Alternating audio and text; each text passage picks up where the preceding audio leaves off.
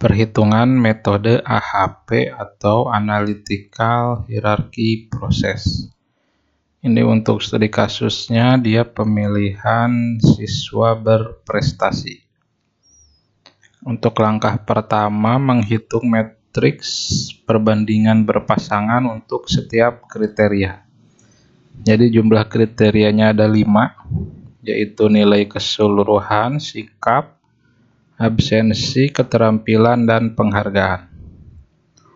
Ini tabel untuk matriks perbandingan berpasangannya. Jadi cara melakukan penilaiannya. Contoh, kriteria nilai keseluruhan dibandingkan dengan kriteria sikap dengan nilai perbandingan 3. Yang ini. Maka untuk nilai sebaliknya yaitu kriteria sikap dengan nilai keseluruhan menggunakan rumus 1/3. Berarti yang ini. Ini kan yang dibandingkan nilai dengan sikap. Nilainya 3 berarti ya kebalikannya sikap dan nilai berarti 1/3. 1 dibagi nilainya 3. Untuk yang lain juga sama, misalkan yang ini. Nilai dengan penghargaan bobotnya 5 berarti kebalikannya penghargaan dengan nilai 1/5. 1/5. Nah, untuk semua kriteria dibandingkan satu sama lain sampai kotaknya terisi. Sampai semua kotak terisi. Jika kriteria yang dibandingkan sama maka diberi nilai 1. Kemudian untuk baris jumlah ini merupakan penjumlahan per kolomnya. Jadi nilai dijumlahkan, ini juga sikap dijumlahkan, semuanya dijumlahkan. Nah, untuk nilai 3, 5 ini menggunakan tingkat kepentingan dari AHP-nya yaitu dari 1 sampai 9. Jadi 1, 2, 3, sampai 9. Nah, jadi diisi di matriks perbandingan berpasangan ini. Kalau misalkan dinilainya, ini kan artinya nilai lebih penting dengan nilai bobot 3 daripada sikap. Kalau misalkan sikapnya yang lebih penting daripada nilai, gimana? Berarti itu bisa ditukar saja, berarti yang itu nilai 3-nya di sini, berarti yang nilai sikap yang 1 dibagi ini. Jadi seperti ini. Itu bisa juga jadi tergantung perbandingannya kriteria tersebut. Jadi tidak harus, ini kan kalau misalkan di sebelah sini atau juga di sebelah sini itu bisa tergantung tingkat kepentingan dari kriterianya. Nah, di contoh ini kebetulan semua nilai bobotnya ada di sebelah sini dan nilai kebalikannya ada di sini. Tapi tidak harus selalu seperti itu ya. Bisa juga seperti ini contohnya. Saya kembalikan dulu. Oke. Lanjut ke langkah kedua. Menghitung matriks nilai kriteria atau normalisasi. Contoh ini nilai 0,45455 ini didapatkan dari hasil perhitungan nilai kriteria pada tabel 1 dibagi dengan jumlah kriterianya. Berarti tabel 1 yang ini nilai keseluruhan dibagi jumlahnya. Untuk bawahnya juga sama. Nilai yang 0,3 dibagi jumlah. Ke bawahnya juga sama, 0,3 dibagi jumlah. Nah, untuk yang kolom sikap berarti nilai yang ada di kolom sikap dibagi jumlah di kolom sikap. Yang absensi juga sama, ini dibagi jumlahnya. Nah, setelah semuanya dilakukan penilaian satu kolom ini, lalu di kolom jumlah ini penjumlahan untuk setiap barisnya. Jadi setiap baris ini, baris nilai keseluruhan dijumlahkan, ini juga sama dijumlahkan. Kemudian untuk kolom prioritas, dia rumusnya itu kolom jumlah dibagi dengan jumlah kriterianya di sini. Jumlah kriterianya ini ada 5, berarti 2,022 dibagi 5. Kemudian yang ini juga sama, nilai jumlah dibagi 5 dan seterusnya.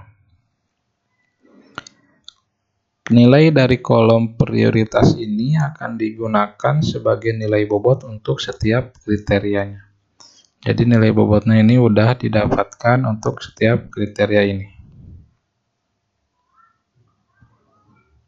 Langkah selanjutnya yaitu langkah ketiga, menghitung matriks penjumlahan setiap baris.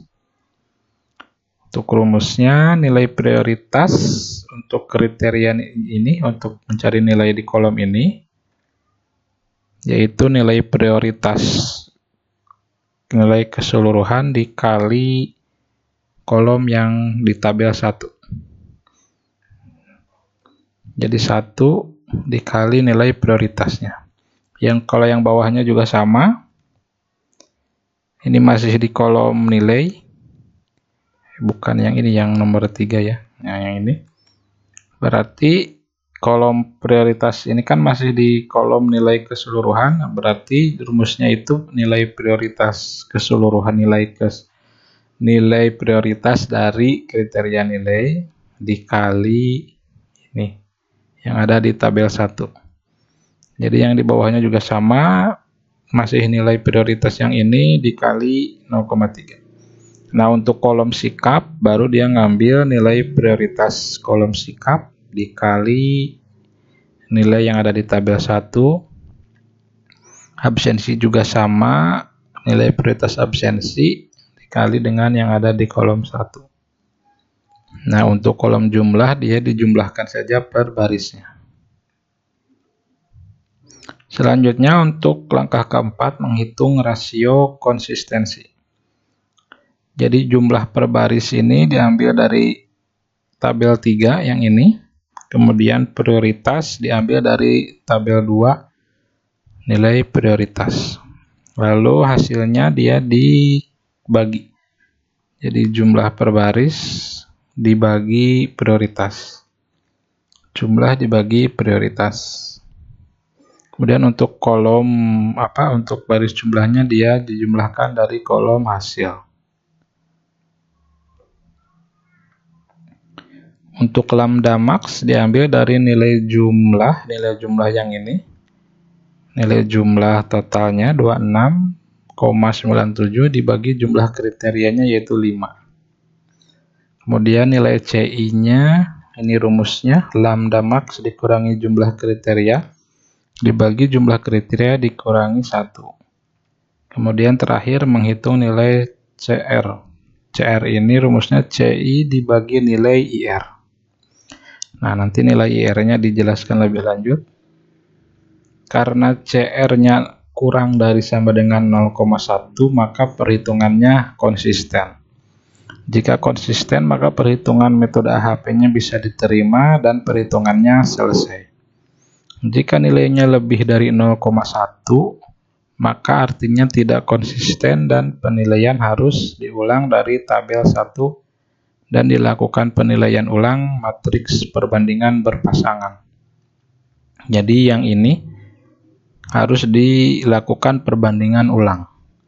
Jadi harus sampai konsisten. Kalau misalkan belum konsisten, artinya di sini masih ada yang keliru. Jadi bisa dilakukan perbandingan ulang sampai hasilnya kurang dari nilai CR-nya kurang dari 0,1.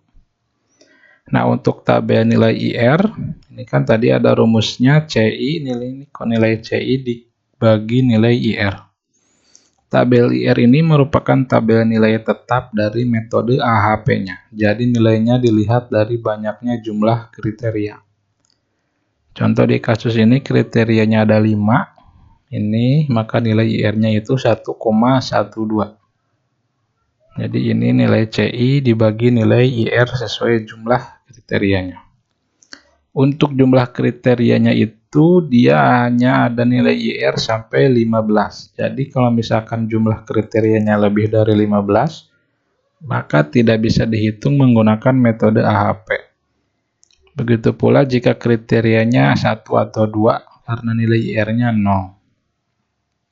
Jadi yang bisa dihitung itu yang ada nilai IR-nya dari jumlah kriteria 3 sampai 15. Nah, nilai-nilai ini sudah ditetapkan dari metode AHP-nya dan itu ada di dasar teorinya ya. Bisa dicek saja. Oke, setelah konsisten berartinya untuk perhitungan untuk kriteria ini kan tadi menghitung kriteria selesai. Nah, didapatkan nilai prioritas ini yang akan nanti digunakan sebagai nilai bobotnya. Selanjutnya untuk subkriteria. Perhitungan untuk subkriteria hampir sama dengan perhitungan untuk kriteria. Bedanya ada di perhitungan nilai prioritas. Nah, nanti bedanya ada di sini. Untuk untuk langkah yang pertama menghitung matriks perbandingan berpasangan ini sama persis caranya dengan yang tadi dilakukan di kolom kriteria. Jadi ini sama juga. Subkriterianya ada apa saja? Di sini ada sangat baik, baik, cukup, buruk, dan sangat buruk. Jadi ini dibandingkan saja sama untuk nilai bobotnya dari 1 sampai 9. Lalu selanjutnya untuk langkah yang kedua, ini juga sama, caranya seperti yang tadi dilakukan. Ini dibagi nilai jumlah, kemudian yang baik, nilai ini dibagi nilai jumlah. Nah, yang ini nilai jumlah juga masih sama, prioritas masih sama, jumlah dibagi jumlah subkriterianya. Nah, di sini ada bedanya nilai prioritas subkriteria. Rumusnya yaitu nilai prioritas dibagi nilai maksimal prioritasnya. Jadi dicari dulu nilai maksimal dari prioritasnya berapa, ini 0,41, lalu dihitung di nilai prioritas subkriteria. Nilai prioritas dibagi nilai max, yang bawah juga sama, nilai prioritas dibagi nilai max. Nah, ini didapatkan bobot untuk setiap subkriterianya. Jadi kalau kriteria ini kan ngambil bobotnya dari kolom prioritas. Nah, kalau subkriteria ini nilai ngambil bobotnya dari kolom prioritas subkriteria. Untuk langkah ketiga ini sama seperti yang ada di perhitungan kriteria yang tadi. Rasio konsistensi juga sama. Lambda, CI, CR juga sama. Nah, di sini untuk nilai IR-nya karena jumlah subkriterianya ada 5, maka ngambil 1,116. Ini juga sama ya dihitung. Ini juga sama dihitung CR-nya lebih sampai konsisten, lebih kecil dari 0,1.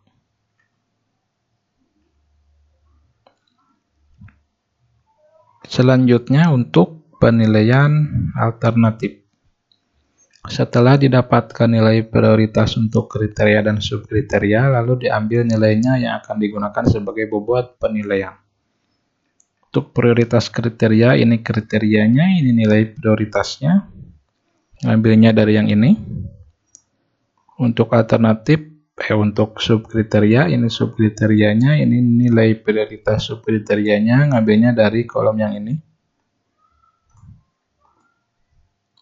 Di sini ada contoh penilaian siswa. Contoh ini nama siswa kelas, kemudian ini kriterianya, lalu penilaiannya. Contoh Egi, nilainya baik, sikapnya cukup, absensinya baik, keterampilannya cukup, penghargaan baik. Jadi semuanya dinilai untuk alternatif yang akan di rankingnya. Ini hasil penilaiannya.